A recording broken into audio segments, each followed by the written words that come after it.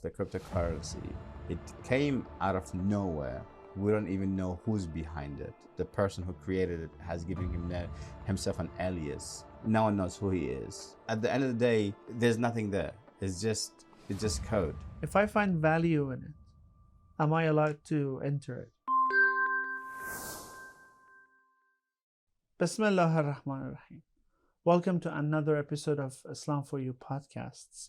This is the fourth episode, and today we're going to talk about the fintech. Welcome, Sayyid. Assalamu alaikum wa rahmatullah. Thank you for having me once again. Thank you for joining us. Today, I'm going to just ask you some questions regarding the fintech. Sure. And I don't want to beat around the bush, and I want to jump into the first question. What exactly is fintech, and how is it different from traditional finance?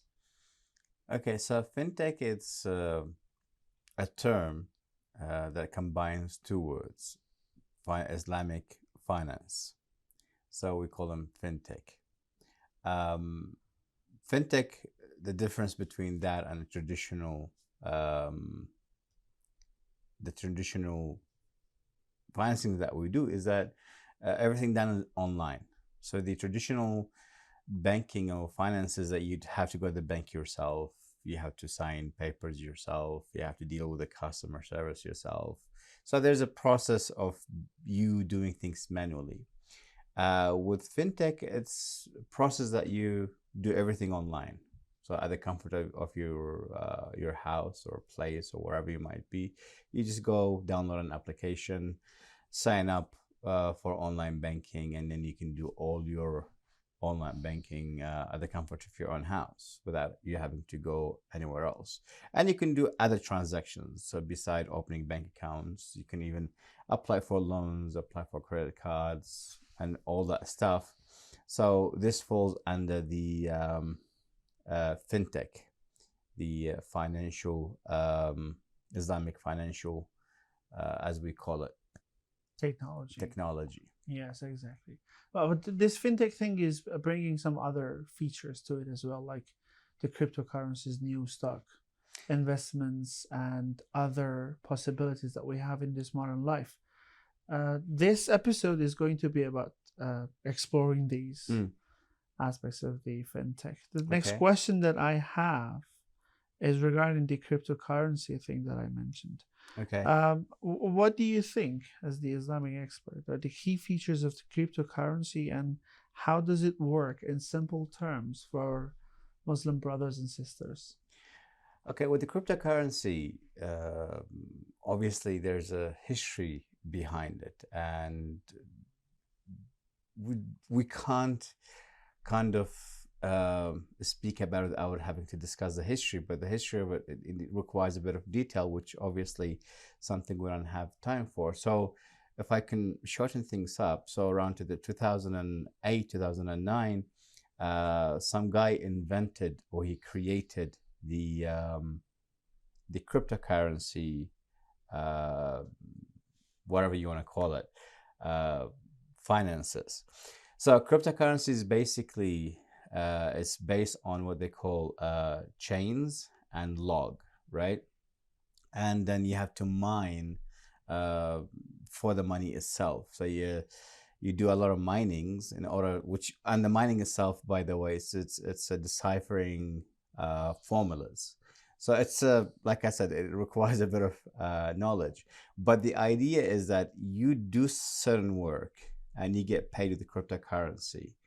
And now it became, now there are other companies. Back in the day, we only had, what do you call it? We had the only cryptocurrency we had was, remind me here. The name? Yeah. That Japanese name, I think. No, not the name. No, the actual cryptocurrency. Oh, the Bitcoin. Bitcoin. Yeah. Thank you. The word just slipped my mind. Yeah. So Bitcoin, now we have a lot of companies that have their own coins. Yeah. So everyone kind of moved on. The only thing that the difference between your normal finances and your cryptocurrency is the cryptocurrency is not centralized, which means there's no banks, there's no systems, there's no government. No one is monitoring it. They have a log, which every transaction goes on that log. and only the people that make these transactions can see these logs with their specific and complicated passwords, as we call it. So the idea is that with cryptocurrency, compared to the actual currency, is a cryptocurrency that has nothing to back it up. That's where it becomes problematic in terms of Islam. So basically, you're buying and selling nothing. There is absolutely nothing that backs it up. So if tomorrow you wake up and everyone says cryptocurrency has no value, it has no value. It's gone. It's finished. While compared to traditional financing, is that the money that you have in the system, like each government, the money that they have in their central banks, is backed by the gold that this government has. So depending on how much gold you have, is the value of your currency increases. Can we argue over that? Like which? The gold thing that you mentioned regarding the notes that we see in our hands and the money we have in our accounts. Long time ago, every government decided to just print out the money because they had to give money away, but they do not have as much gold as they print the money for. So basically that not having any value thing that you mentioned for the cryptocurrency applies to the money that we have right at the moment in our hands.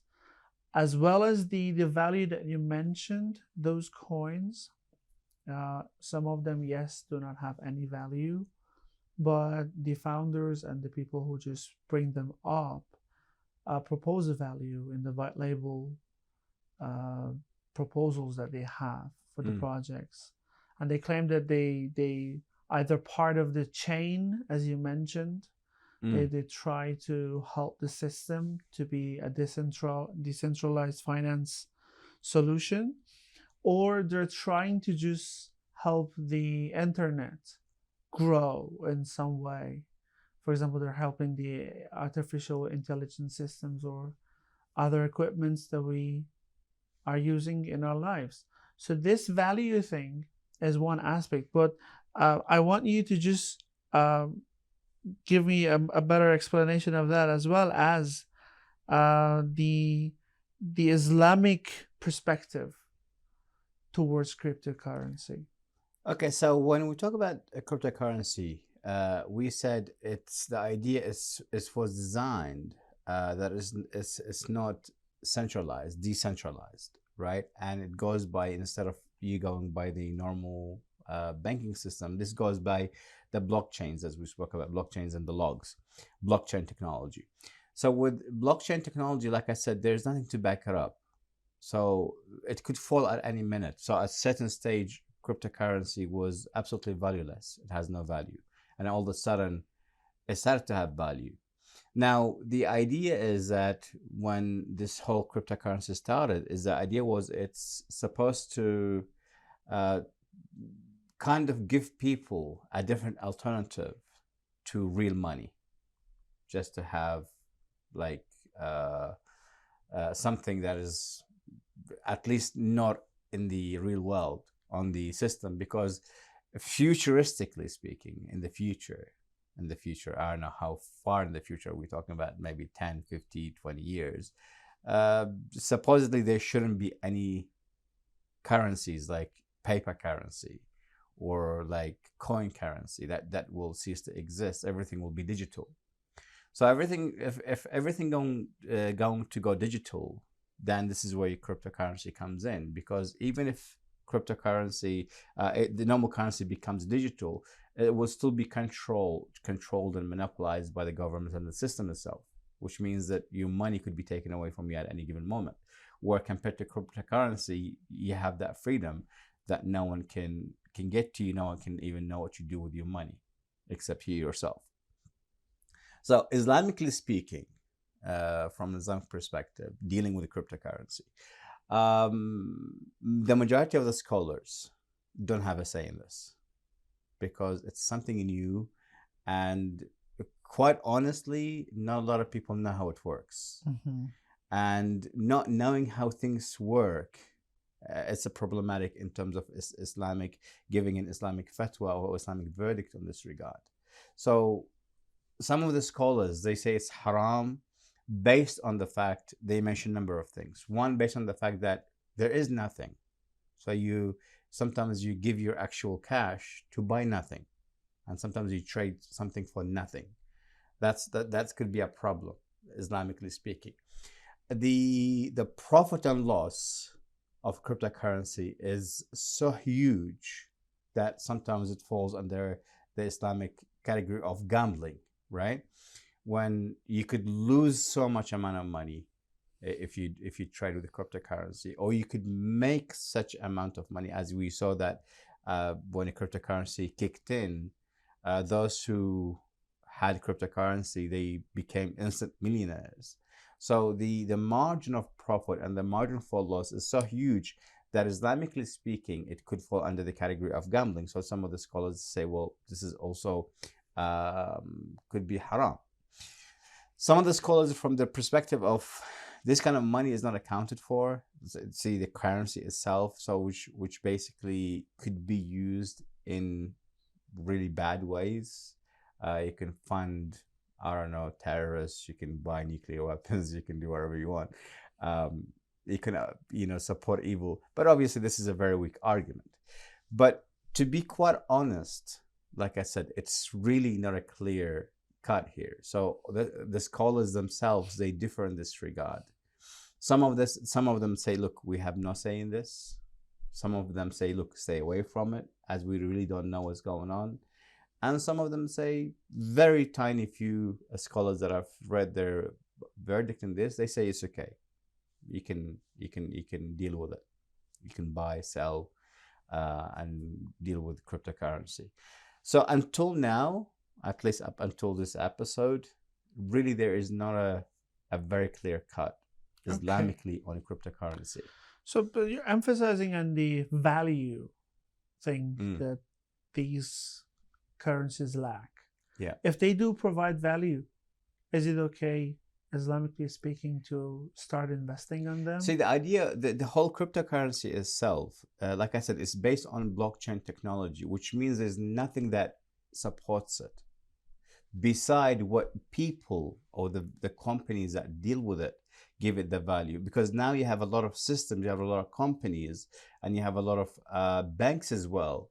They jumping onto that now. So now there are goods can be bought and sold with cryptocurrency. So now almost you can see that there is something that backs it up. But at the end of the day, there's nothing there. It's just code. There is no actual money. Now you can say the same thing for the actual money. Yeah. But the actual money, for example, if you go back in history, even humanity back in the day, where how humanity started dealing with each other is that they used to exchange goods. So for example, I sell tomatoes and you sell potatoes, right? Exactly. I give you tomatoes and you give me potatoes. So we exchange goods. And later it changed into coins, gold and silver. So humanity decided that gold and silver has a value, and obviously gold has more value than silver. So they started dealing with gold and silver coins, and that continued even until today. The most valuable items that we have today is gold and silver. But then obviously along the track, the governments decided to make it into paper. And mind you, paper is valueless. It has absolutely no value. Exactly. The value, we only give it value because someone says so. Otherwise, it has absolutely zero values, because some countries, what it's supposed to do is that every government, the strength of their currency depends on how much gold they have. But a lot of governments don't abide by that, and they just keep printing whenever they want. Exactly. Like, for example, in America, they just keep printing, and their economy just exists based on how strong they are and how much financially they are in control of other nations rather than anything else. So you can print as much as you want and no one would know. Even if you have, I don't know, 2 kilos of gold in the central bank, in Switzerland, for example. So no one knows. But this is how it's supposed to be. That's why it's very easy for currencies to fall as well, depending on the price of gold, or now at least the crude prices or the prices of oil. It tumples the entire currency itself. because sometimes it's based on the oil as well. So there are a lot of things you have to take into consideration. But at the end of the day, we always go back to gold and silver. We have something that we can trade. Because, for example, you can't say to me that, I'm going to decide that gold has no value. If you want, you can do that, but it's not going to work. It's not going to work with everybody. No, we don't want to be like that. But we're trying to just stick to that fintech thing that we started to talk about. And we all know that the traditional thing, we are aware. But the problem is that our children, the new generation, is being raised from day one of entering the real world with understanding the terms of the fintech, like cryptocurrencies, NFTs, social finance, DeFi, and stuff like that. And honestly speaking, I had a list of questions prepared for NFTs and DeFi and other aspects. But now I'm worried that for cryptocurrency, which is probably the oldest amongst them all that I mentioned, Islam doesn't have a very clear answer, or the scholars couldn't provide. It might be better to put it this way.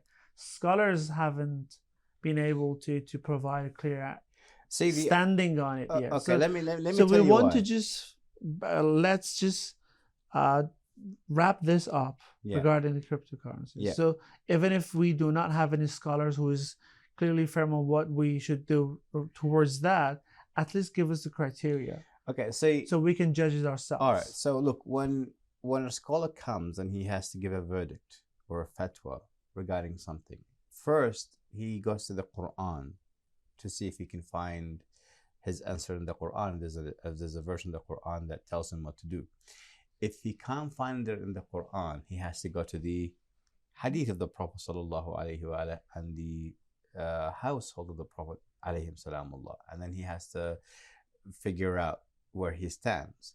Sometimes when you have a new concept that is neither in the Quran or neither in the hadith, the scholar, at least he says, I don't know, right? He says, I'm going to put a stop on this.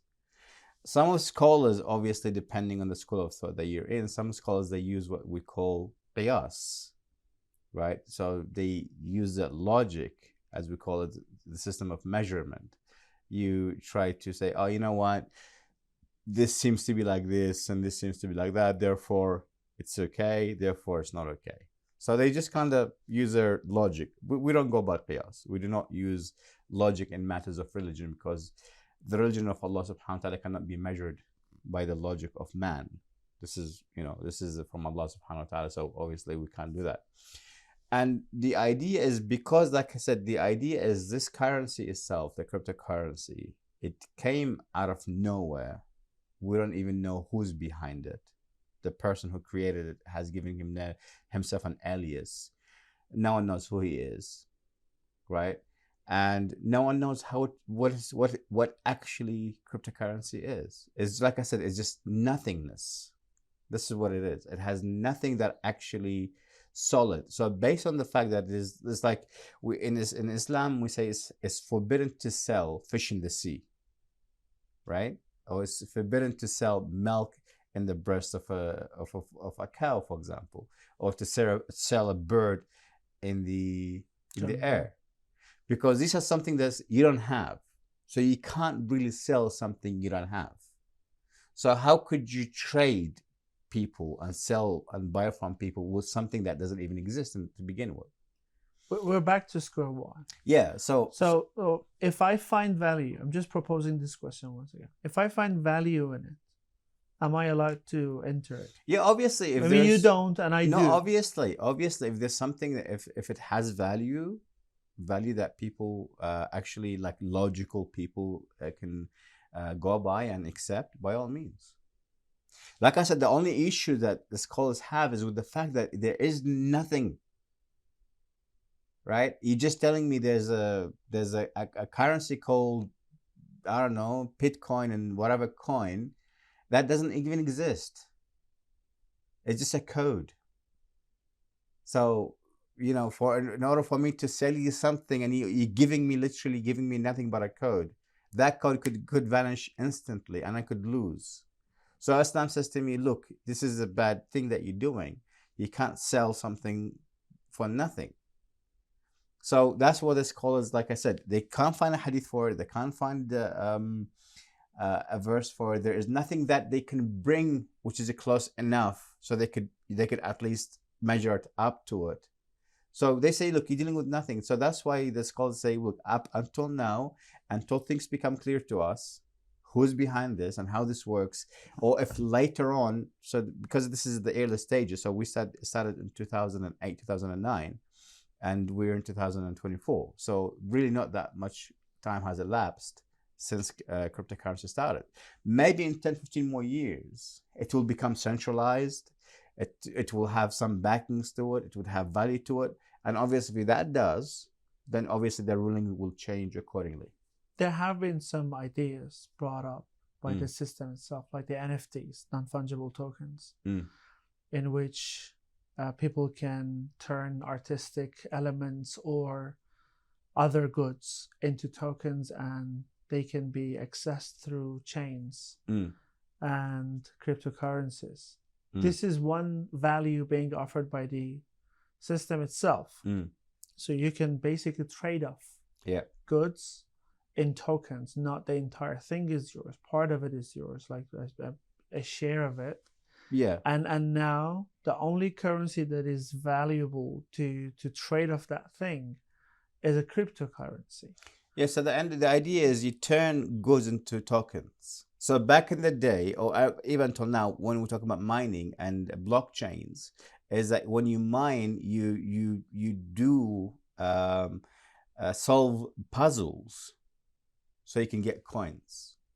And mind you, I think if I read correctly, there's only like Bitcoin itself is only limited to 20 million, I think. Yeah. Not more than 20 million.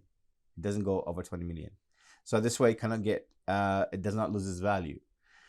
So up to 20 million. So what you do is that you do this mining, and you use this computer brains and computer muscles, if I call them, in order to generate coins or tokens. And then depends on how much you generate, that's how much you get. So same thing when you bring a good and you transfer it and you turn it into token. Now you're turning it into a non-existing thing. So sometimes when I sell you this tablet and you give me $100, I have 100 in my hand. That's actual money. I can do something with that money. That money could go up and down, yes. But at the end of the day, it's something in my hand. Now, if I sell this tablet and I give it to you and you give me just a symbol of a token, you give me 10 tokens, like what is this tokens based on? Where do they come from? Where can I find them? Where can I get them? The only thing I could do is take these coins, they go into my digital wallet, and I can buy other goods with it myself. So it will circulate based on who is willing to sell items based on tokens, based on a cryptocurrency. That's why now we have a lot of companies, a lot of retailers, they accept Bitcoin. Because now Bitcoin has value, so they say, okay, fine, I can sell you this product for that much tokens, or that much Bitcoins, for example. And then, as a lot of companies come in and a lot of products come in to be sold through by tokens and cryptocurrency and then Bitcoins, obviously the value of it goes higher, because now a lot of people using it, a lot of people believe in this value and this power, so obviously it will increase higher and higher. Thank you. The question is that when I was listening to you, I was thinking that how can we put this to Gen Z? Like the new generation, from day one, they barely touched any note. Yeah. Like they haven't seen the actual money that much as we used to do. Yeah. We have that I sense. just carry it. Yeah. So you just have it in your digital wallet. And you don't see any difference between that dollars that you have in your digital wallet compared to the cryptocurrency that you have in your blockchain wallet. Mm. So that value thing that you mentioned is this is in my wallet. I have it. It's a digital thing. This has value. How come this one doesn't? So this is the argument. I'm trying to just, if we're going to get something out of this episode, I'm trying to be more specific about the cryptocurrencies. So I got the value thing, the value problem, but how can we convince others that this is not something that Islam backs up because of these problems that we mentioned?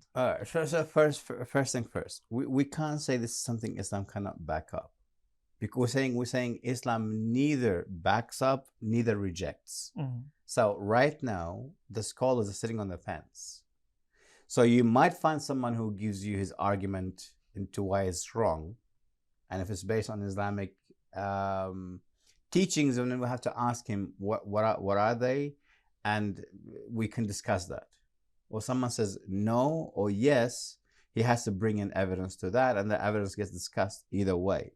So currently, to say at least the majority, Islam neither rejects, neither accepts.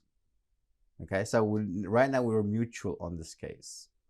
And initially, we in Islam we have this concept that everything that has no law is initially mubah, allowed. So for example, I come to this, the initial law is mubah, it's allowed, unless there is an exception, unless there's a hadith or an ayah that makes it not allowed. So for cryptocurrency, for example, now if we have to approach it from an Islamic mindset, because we have 5 rules, right? We have halal, haram, or at least halal and haram. We have makruh and mustahab, and we have mubah, forbidden, allowed, recommended, disliked, and allowed. So most of things in life fall under the allowed category, rather than the haram and the halal, because haram and halal, they need to have a specific hadith or ayah for it to become halal or haram. So with cryptocurrency currently, there is none. There is no haram verdict, there's no halal verdict. Therefore, it's in the mubah category. So you can deal with it easily, unless a marja comes or a scholar comes and he says, you know what, it's haram, and I base my fatwa based on 1, 2, 3, 4. And if you follow that marja, then obviously his fatwa become binding to you, and then you have to follow his fatwa. Otherwise, we are in the clear. Does that make sense? Yeah. So regardless of its value, regardless of history, regardless of who made it, at the end of the day, we have no verdict. We have no solid 100% verdict, because some of the listeners might say, oh, but Sheikh Fulan said so, Sayyid Fulan said so. Yeah, maybe, but that's 1 in a million. We need like we need a consensus in this regard. Yeah. Where either we have like 50 says halal, 50 says haram. Half say halal, half say haram. 70% says halal, 80% say haram.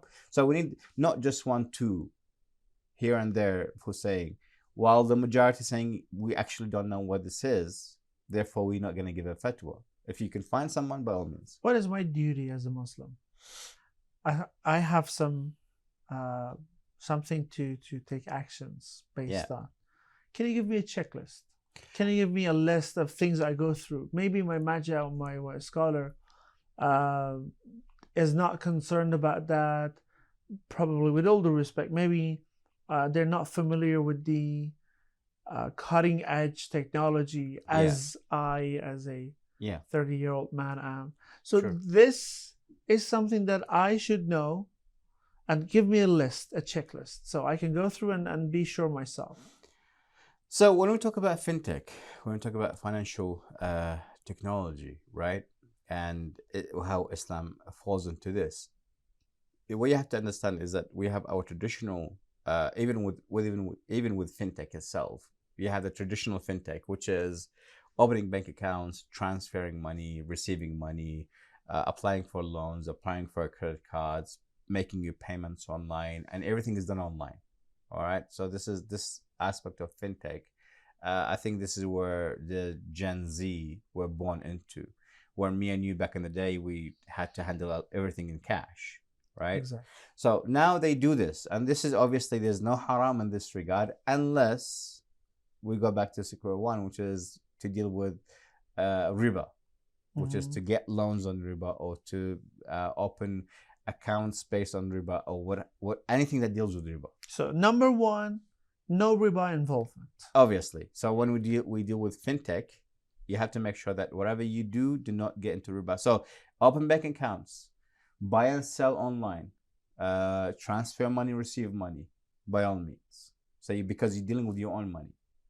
But when it comes to taking loans, that's where you hit the brakes, because then riba will start. So you leave that aside. And then you have, we have a lot of applications now where you do a lot of investments, stock markets, right? Where people buy and sell gold. So, and with these ones also, they're not haram as well, because once you go into these applications and you want to make a bid, you have to actually give them money. So you don't bid for nothing. So I open my trading account, and my trading account, they say to me, okay, you want to start trading. How much do you want to start trading with? 100, 200, 300, 1,000. So you put 1,000 from your bank account into your trading account. And then you start bidding, for example, on the price of oil, the price of crude, the price of, I don't know, silver, or what have you, right? And if the market opens up and, for example, gold goes up, and you get your profit. You get your profit. How about the other tools that they introduce, like the leverages? At the end of the day, even with leverages, you're still dealing with your own money. So they're okay. Yeah, they're allowed. So you're allowed. So there is no hurma, there's no haram in you dealing with your own money. So you, like I said, it's a loss. It's either a loss or profit that you deal with. But then that's what business is. How about the futures deals? Like, I'm sure that something is going to go down, and I have this deal called shorts. Yeah. So they're allowed. Yeah, because see, this is based on predictions. You predict they the are market. not haram. Yeah, because you have to go back to the basic. All these things that you do with the stocks and share markets and what have you, and all these biddings, it doesn't matter what name you give it. At the end of the day, you are gambling with your own money. So gambling is haram. No, I'm using the word gambling. I know. Right? So obviously gambling is haram. But you're using your own money. So you could either make a profit or you could either lose. If I know the trading knowledge. So obviously the more knowledge you have, the more your chances of winning is, right? Of making a profit. So obviously this is for your advantage. So that, again, like I said, that deals with your own money. So we have no issue. So deal with your own money. Stay away from riba, right? Okay. 3, do not buy and sell or bid on items that are forbidden. For example, the price of alcohol, for example, the price of meat, for example, that is not slaughtered Islamically, or products that are considered to be haram. Obviously, you can't bid on that. Okay. So this also, again, you need to stay away from. Also, for example, do not bid on countries or systems or products in countries or produced by countries that are at least considered to be enemies to Islam, right? For example, anything that's Jewish in its nature, Jewish products. Now, if you bid on it, obviously you strengthen that system and your money goes to that system. So obviously this could be a very sensitive issue as well, which a lot of scholars say is haram to deal with. Even, for example, buying stocks in Coca-Cola, for example, or Pepsi, for example, because they are Jewish companies, therefore you can get yourself in trouble in this regard. And that's it. Okay. That's it. So basically, you stay away from riba, stay away from haram products and haram nations, and then you're in the clear. And then obviously, what you do with your money, that's also another issue. You have to make sure you're using it for halal means and halal ways. I have another question, which is not about the fintech itself. It's about the lifestyle that it brings with itself. Yeah. Back in the day, without this fintech thing and the cryptocurrencies and trading and the new applications and the systems that we have today. If we wanted to work, we had to get a job and do something, but we're paid based on either the hour we worked or the knowledge that we put or the effort, everything, like the experience, anything. This is just a usual trade-off. But now we are witnessing people who are working as traders, and their main income resource and source is trading, whether it's on cryptocurrency or on the markets that trade the actual goods like oil and copper, or anything else, gold, silver. I am encountered by these questions by some families, that my son, my daughter is not going to get an actual job and is willing to just start trading. Is it something bad or no? Based on the things that you mentioned, if I just follow these rules, I'm okay and I'm doing a trade, but this is with a new system. But no, it's not a good thing, because these families are concerned. Yeah. And can you address that concern and say how it can be sure if it's okay or not? Look, the concern is very valid, because at the end of the day, no matter how much tech savvy you are, no matter how much knowledge you have in markets and stocks and what have you, it's not in your hand. The market could crash. So we had the 2008 crash. The entire global system crashed. People lost their jobs. People lost all their savings. People lost all their pension. Billions of dollars just vanished in the blink of an eye. So no matter how smart you are, and you can do a bit of research, no matter how smart you are in the stock markets, if the stock market crashes, and sometimes it does, you'll be bankrupt. You'll go back to zero.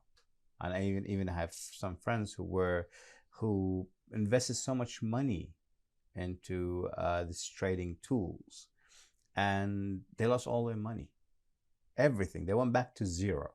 They had absolutely nothing. Everything was wiped out in the blink of an eye, because they thought they were doing the right thing.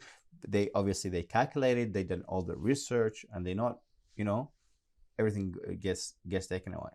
Having said that, sometimes people actually make quite a lot of income out of this. So it's, if you're smart enough and you can play your cards right, and you don't invest everything at once. For example, you invest a portion of your money, you save a portion, and what have you, that you always have a backup. It's actually a great source of income. Now, most of the richest people on earth now, they only rich because of the stock markets. They know how it works. They know what sells, what doesn't, when to bid, when not to bid. And they make billions of dollars, millions of dollars. And a lot of the new generation actually are onto that as well. So now a lot of people actually encourage them to go into this, because it is the easiest way to make money.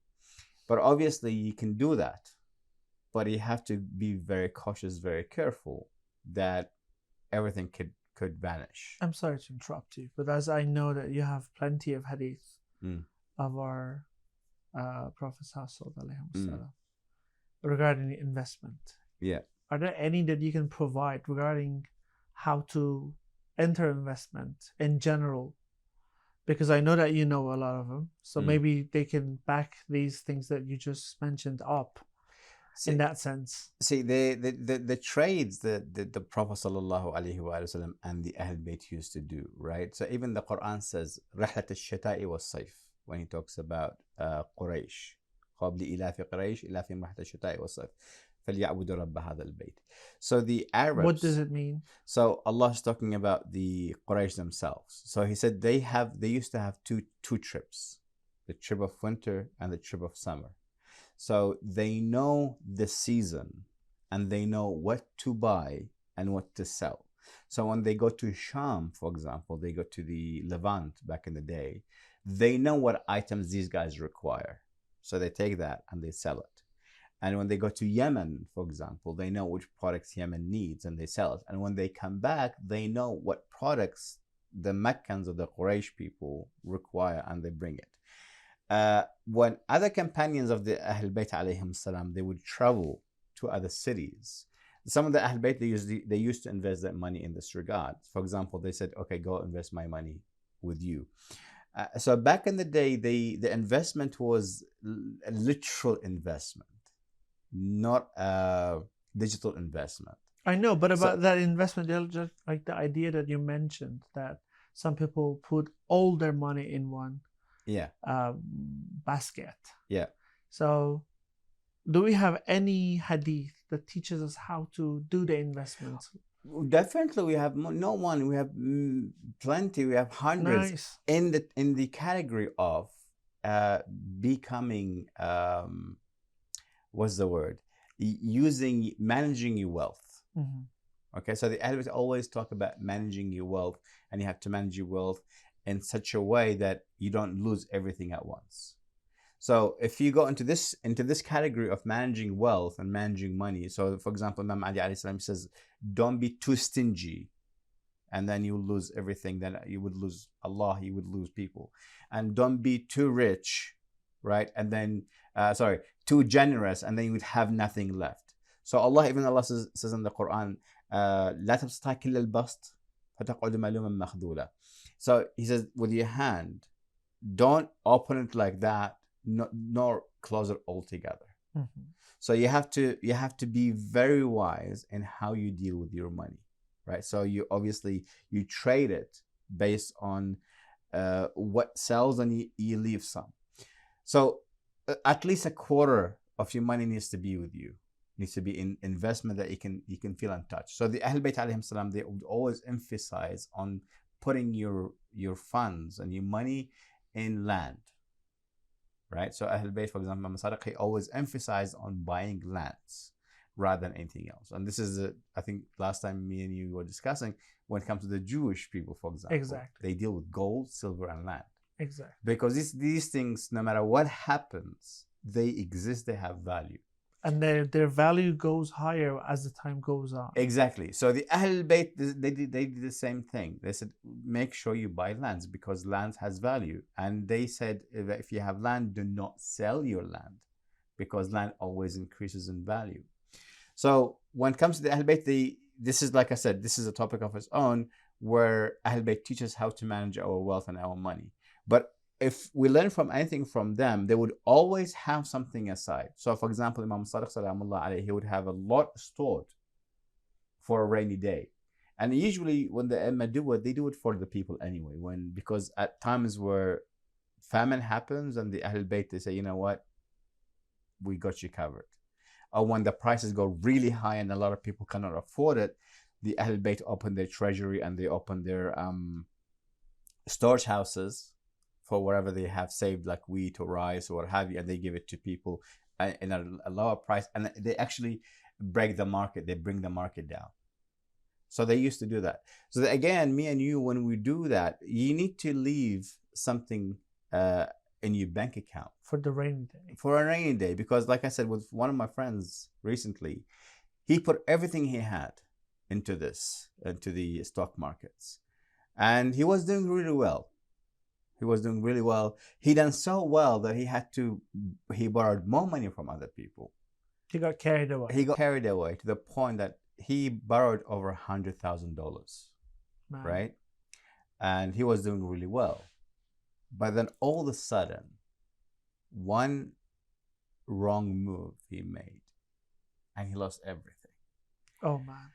Now, not only he lost everything, now he has to repay all the people the debt that he has. Now, not only, sometimes if you lose your own money, and I have one of my friends, he lost his own money, he was feeling bad, but he pulled himself and he started another business and he moved on. That's fine. But now you have to pay a debt. Now you're in debt to someone else. And a debt kills, man. That debt is painful. Imam Ali salamullah says there's no worry like debt, right? Because you gotta constantly think about it and people are going to be asking for their money. So it's a problem. So if you want to invest, first and foremost, invest your own money. Second, make sure you only invest a portion of it. Don't get too carried away. Because this is how shaitan works anyway. That's how he gets you. He gets so carried away. And not just shaitan, actually. The system is designed like that. They design the system. If they know that you have money, it's designed to get you worked up. They trick you They into trick it. you into it, and then you put everything, and then they take it all. So you have to always have something in your bank account, and you do not go over your limit, because at the end of the day, especially if you're a family man, or you're a person who has dependent who depends on you, you need to think of their future as well. So you can't just go risk everything. This is a big risk to go into the financial market and give everything and then end up with nothing. So this also could put you in a lot of problems with Allah subhanahu wa ta'ala. So you have to be very careful. Thank you very much. I think this was a very different episode from the others that we had so far. It took turns. It started with something regarding the fintech, but we ended up discussing how we should consider investments. Because we're dealing with financial technology, right? This is it. Because we're dealing with zeros and ones, and it's out of our control. So anything can happen. It's very unpredictable. Exactly. Yeah. And then every day they bring something new to the surface, and they have their own challenges. They have their own benefits. Yeah. But the thing is that we should stick to the values that Islam has presented to us. We should remind ourselves of them, and we should stick to them as much as we can. Yeah. And just let me mention a point here before you close up. See, one of the things that we have in Islam is that when it comes to what we call Shubahat, doubts, right? If something is doubtful, it's best not to go into it, right? Because it's doubtful. Like, for example, when we talk about Bitcoin and all these cryptocurrencies, it's doubtful. We don't know. We really don't. Right? So we need to start. So there's a hadith that says, when it comes to the halal and haram, it says, في حرامه عقاب. In the haram of Allah, there's a punishment. وفي الشبهات عتاب. In the matters of doubts, Allah will like, He would have one-on-one serious discussion. This is a discussion. Why did you do it? You're like, oh, I didn't know. I was like, but why did you go to it? You didn't know. No one told you. The scholars, they said nothing about this. Why did you have to go and do it? Right? So you have to be very careful in this regard, right? So if something is doubtful, it doesn't matter how good and how lucrative it might sound. Try to avoid it for the sake of Allah subhanahu wa ta'ala and for your sake. Thank you for your final clarification. The thing I wanted to mention at the end is that I think regarding the financial topic that we had so far, we covered almost everything that we could. Of course, there are plenty left that we can still talk about. But if you agree, we can dedicate the next session, the next episode, to the questions that our viewers have. So I would like to ask them to comment down the video any questions that they have regarding every topic that we discussed, or the things that we haven't, so we can bring it up, inshallah, in the next episode. Inshallah. Thank you for joining me. My inshallah, pleasure. I see you soon. Inshallah, we'll see you soon. Bye. Have a good day. You too.